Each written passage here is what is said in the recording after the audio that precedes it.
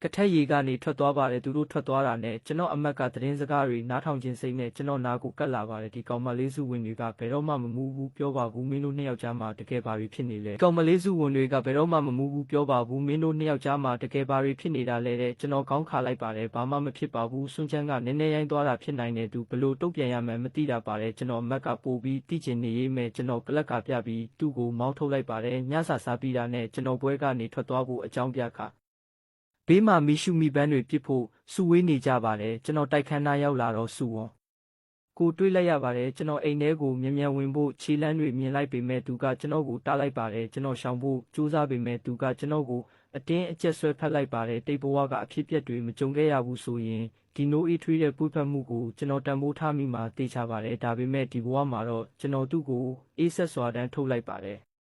တိမ်သွားပါတယ်မင်းဒီနေပါဖြစ်နေတာလဲမင်းပါလို့တခြားသူတွေကိုအားပေးနေတာလဲတဲ့ကျွန်တော်ကတော့မင်းမလို့တခြားသူတွေကိုအားပေးနေတာလဲတဲ့ကျွန်တော်ကတော့ပခုံးတုံးပြပြီးဘာမှမဖြစ်တယ်လို့နေလိုက်ပါတယ်ကျွန်တော်မားခဲ့တာလားဆွာချမ်းကမင်းကိုဘယ်တော့မှမမေ့ဘူးအဲ့ဒီတုန်းကမင်းသူ့ကိုကယ်ဖို့အတွက်တေလူနီးပါဖြစ်ခဲ့ရတယ်မင်းတို့နှစ်ယောက်လိုက်ဖက်တယ်လို့ကျွန်တော်ထင်တယ်ပြန်တွဲတင်တယ်မဟုတ်လားတဲ့ကျွန်တော်အမှန်တိုင်းပြောခဲ့တာပါတာပေမဲ့စုဝံတနင်ကတော့တခြားနည်းနည်းအတိတ်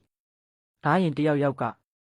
ငါတခြားယောက်ျားတယောက်နဲ့အရန်နီးဆက်သွားရင်တယောက်ကလို့ပြောနေတော့ကျွန်တော်ကသူ့ကိုလက်ကပြပြီးရုတ်တရက်ဖြစ်လိုက်ပါတယ်စုဝံတွေကျွန်တော်တို့လမ်းခွဲပြီးစုဝင်တင်ကြောင်းပြီးရက်နေခဲ့ပါတယ်ကျွန်တော်နောက်ပြောက်နေတာမဟုတ်ဘူးဆိုတာသူနားလဲသွားတဲ့အခါထိတ်လန့်မှုကသူ့ကိုဖုံးလွှမ်းသွားခဲ့ပါတယ်ဘသူကလမ်းခွဲတယ်ပြောတာလဲငါခွင့်မပြုဘူးတဲ့ကျွန်တော်ပြန်မဖြေခင်လုံးဝပေးခြင်းလို့ဘလို့စတိုင်မျိုးကိုကောင်းလေးတွေကြိုက်လဲဆိုတာကျွန်တော်ကိုလာမယ်ကမေးတာပါကျွန်တော်တေချာမဖြေရင်အိမ်ပြန်မဝင်ရဘူးလို့သူပြောတဲ့တစ်တဲ့စကားကိုကြားတော့စုဝံတွေမျက်နှာချက်ချင်းပြောင်းလဲသွားပြီးကျွန်တော်လက်မောင်းကိုဆွဲကင်လိုက်ပါတယ်သူတခုခုပြောဖို့ပြင်နေတော့ကျွန်တော်အမက်ကဖြစ်လိုက်ပါတယ်စွန်ကျန်းအတွက်ဆိုရင်သူ့ကိုတိုက်ရိုက်မေးလိုက်ပါလားပါလို့ကျွန်တော်ကိုကူယူလေးကိုမေးနေတာလဲမင်းဆောင်ယူကိုနာရီဝယ်ပေးခြင်းလို့တီးပြီဆိုရင်ဝမ်းနေမင်းပါလို့သူ့ကိုသွားမတွေ့တာလဲသူခြေထောက်လာနေတယ်သူ့ကိုမင်းစုံကျန်းနဲ့ပြန်တွဲဖို့ဆုံးဖြတ်ပြီးပြီဆိုရင်ဝမ်းနေမင်းပါလို့သူ့ကိုသွားမတွေ့တာလဲသူခြေထောက်လာနေတဲ့သူ့ကိုဂယုစိုက်ပေးဖို့လိုတယ်တဲ့ဒီစကားကိုကြားတော့စုဝမ်းနှင်းကချက်ချင်းအတန်ကျဲလာပါတယ်ဂူရုမင်းပြောတာကိုမင်းကြားရဲ့လားဘယ်သူကသူ့နဲ့ပြန်တွဲချင်တယ်ပြောတာလဲတဲ့စုဝင်တွေကျွန်တော်ကိုအော်ဟစ်နေတာကိုမြင်တော့ကျွန်တော်အမက်ကလည်းစိတ်ဆိုးလာပါတယ်စုဝင်မင်းပါဖြတ်စားအမှောက်ကိုနည်းနည်းလိုက်ပါတယ်အရန်အိမ်နေပြီးမြ мян အိမ်ပြန်ကြရအောင်လက်အိမ်ရောက်တာနဲ့ဖနက်တောင်မချွတ်ရသေးခင်စုဝန်တင်ဖုံးခေါ်လာပါတယ်ကျွန်တော်အချိန်ပေါင်းများစွာဖုံးချပါပြီးခဲ့ပေမဲ့သူကဆက်တိုက်ခေါ်နေခဲ့ပါတယ်နောက်ဆုံးတော့သူ message ပို့လာပါတယ်မင်းပဲချိန်အိမ်မှာလဲငါလာတွေ့မယ်တဲ့ကျွန်တော်တိုက်ရိုက်ဖုံးပိတ်လိုက်တယ်ရေချိုးပြီးအိတ်တော့မယ်ဆိုတော့အမက်ကတကားခောက်တဲ့မင်းကိုလာတွေ့တဲ့သူရှိလာတာမလားသူလဲတိုက်ရိုက်ပြောလိုက်တယ်ပြန်လာပြီးတော့စုဝန်းတဲ့နဲ့လက်ထပ်မယ်မိသားစုတိဆောက်မယ်မင်းဝေးနေပေးပါကျွန်တော်ပြန်ပြောလိုက်တယ်မင်းအမရှိနေတာလားစုဝင်နေတဲ့ငါကကြီးကိုလိုပဲသူစိတ်ဆိုးသွားတယ်မင်းမရှိရင်ဒီနေ့စုဝင်တွေနဲ့ငါပြန်တွဲပြီးကျွန်တော်တိတ်လေးပြန်ပြောလိုက်တယ်သူနဲ့ငါကကြီးအကိုလိုပဲအဲ့ဒါမပြောင်းဘူးမင်းချစ်ရင်ကိုယ်တိုင်သွားယူသူစကားမထွက်တော့ဘူးကိုကျွန်တော်မတွေ့ချင်လို့ပဲလို့ပြန်ပြောလိုက်တယ်အမက်ကခဏသိပ်ပြီးမင်းတို့အမှန်တကယ်ပြီးသွားပြီလားလို့မေးတယ်ကျွန်တော်ပြီးသွားပြီလို့တိုက်ရိုက်ပြောလိုက်တယ်အမက်ကခေါင်းညိတ်ပြီးဒါဆိုမင်းအတွက်လူတယောက်မိတ်ဆက်ပေးမယ်မစိုးဘူးလို့ပြောတယ်ကျွန်တော်မစင်စားပဲရတယ်လို့လက်ခံလိုက်တယ်အမက်တောင်အံ့သွားတယ်မြင်လိုက်တာမင်းအဆင်ပြေရဲ့လားလို့မေးတယ်ကျွန်တော်ပြုံးပြီး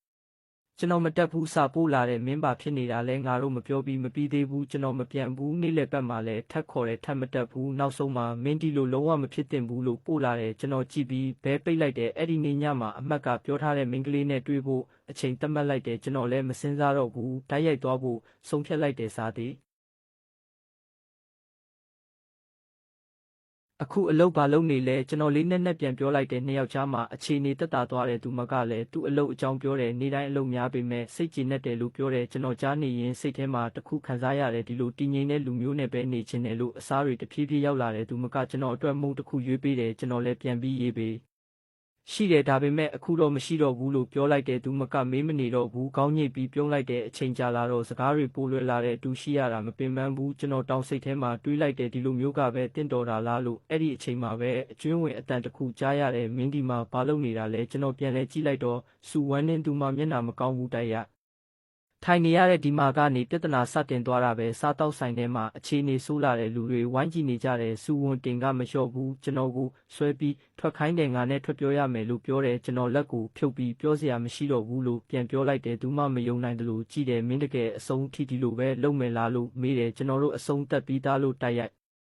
ကျွန်တော်လည်းအခြေအနေကိုရှင်းပြလိုက်တဲ့စုဝင်တွေကတော့တိတ်တိတ်နဲ့မပြောတော့ဘူးနောက်တော့သူမကိုအပြင်ခေါ်ထုတ်သွားကြတယ်အခြေအနေအေးသွားပြီးနောက်ကျွန်တော်မိန်းကလေးတစ်ကိုတောင်းပန်လိုက်တဲ့သူမကောင်းညစ်ပြီးမဖြစ်ပါဘူးနားလဲပါတယ်လို့ပြန်ပြောတယ်ကျွန်တော်ဒီနေ့ဒီလောက်နဲ့ပဲရက်လိုက်ရအောင်လို့ပြောလိုက်တဲ့သူမလဲလက်ခံလိုက်တဲ့အပြင်ထွက်လာတဲ့အချိန်မှာကျွန်တော်နှက်ရှူတဲဆုံကျန်းလဲမတွေးတော့ဘူးအရာအလုံးတဖြည်းဖြည်းအေးဆေးသွားတယ်ကျွန်တော်ဘဝကိုပြန်စည်းနေတဲ့အလုပ်ကိုအာယုံစိုက်တဲ့မိသားစုနဲ့အချိန်ပိုဖြုံးတဲ့မိန်းကလေးတင်းနဲ့လဲတဖြည်းဖြည်းဆက်သွယ်နေတဲ့ဒီတစ်ခါတော့ကျွန်တော်တယောက်ကိုတောင်းပြီးမချစ်တော့ဘူးတကယ်ချစ်တဲ့သူနဲ့ပဲတဖြည်းဖြည်းနေသွားမယ်တနေ့မှလမ်းပေါ်မှာမတော်တဆဝါတွေကိုပြန်တွေ့တဲ့သူမကမတူတော့ဘူးအရင်လိုမဟုတ်အလို့ပြန်ပြောလိုက်တယ်သူမခဏတိတ်နေပြီးငါတော့နောက်ကျသွားပြီထင်တယ်လို့ပြောတယ်ကျွန်တော်ဘာမှမပြောတော့ဘူးတချို့လူတွေကကိုယ်ဘဝထဲကိုဝင်လာတာအဆုံးထိအတူနေရဖို့မဟုတ်ဘူးတချို့ကတော့ကိုယ့်ကိုသင်ခန်းစာသင်ပေးဖို့ပဲဒီတခါတော့ကျွန်တော်နားလည်သွားပြီးစိုးလွတ်တယ်ဆိုတာမရှုံးဘူးမှန်တဲ့သူကိုရှာဖို့လမ်းဖွင့်လိုက်တာပဲ